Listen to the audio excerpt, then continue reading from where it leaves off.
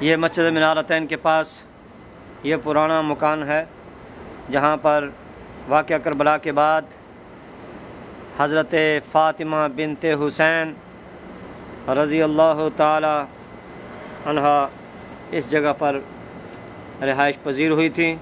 یہ ان کا پرانا مکان ہے اور یہ بھی ممکن ہے کہ اسی زمانے کا ہو یا بعد میں اس کی کچھ ترمیم کر دی گئی ہو۔ بہرحال اس سے اہل بیت کرام کی سادگی اور دنیا سے بے رغبتی کا اظہار ہو رہا ہے کہ اللہ تعالیٰ نے ان کو اتنی شانیں دی تھیں، اس کے باوجود انہوں نے دنیا کو اختیار نہیں کیا، اپنے نانا جان رسول پاک صلی اللہ علیہ وسلم کی سنت پر عمل کرتے ہوئے سادگی کو اپنایا ہے، اور جو کچھ ان کے پاس آتا تھا سب کچھ اللہ کے راستے میں قربان کر دیتے تھے، دوسروں کو کھلا دیتے تھے۔ سبحان اللہ۔ بھوکے رہتے تھے خود اوروں کو کھلا دیتے تھے، بھوکے رہتے تھے خود اوروں کو کھلا دیتے تھے، کتنے صابر تھے محمد کے گھرانے والے۔ اللہ نے ان کی شان میں قرآن کی آیتیں نازل کی ہیں۔ سبحان اللہ۔ وَيُطْعِمُونَ الطَّعَامَ عَلَى حُبِّهِ مِسْكِينًا وَيَتِيمًا وَأَسِيرًا۔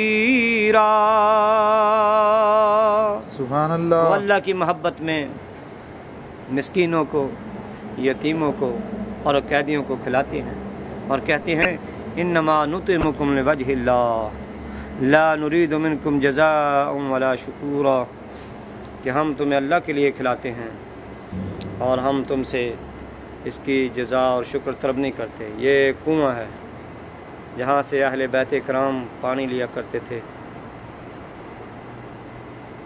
یہ ہو سکتا ہے اسی حالت میں ہو۔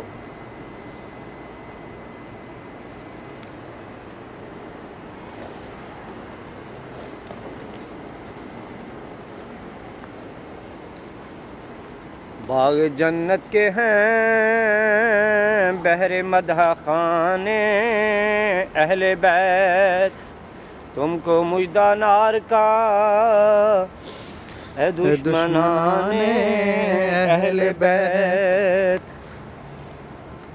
خدائے پاک کرتا ہے ان کی پاکی کا بیان، آیا اے تطہیر سے ظاہر ہے شان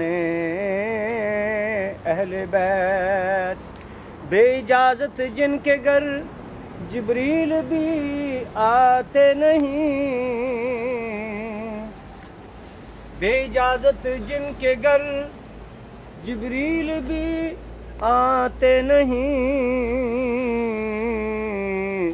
قدر والے جانتے ہیں قدر و شان اہل بیت۔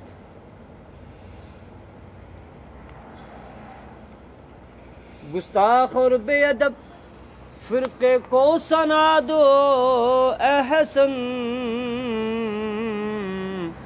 یوں کہا کرتے ہیں سنی داستان اہل بیت۔ سبحان اللہ۔ اہل بیت پاک سے گستاخیاں بے باکیاں، لعنت اللہ علیکم دشمنان اہل بیت، لعنت اللہ علیکم دشمنان اہل بیت۔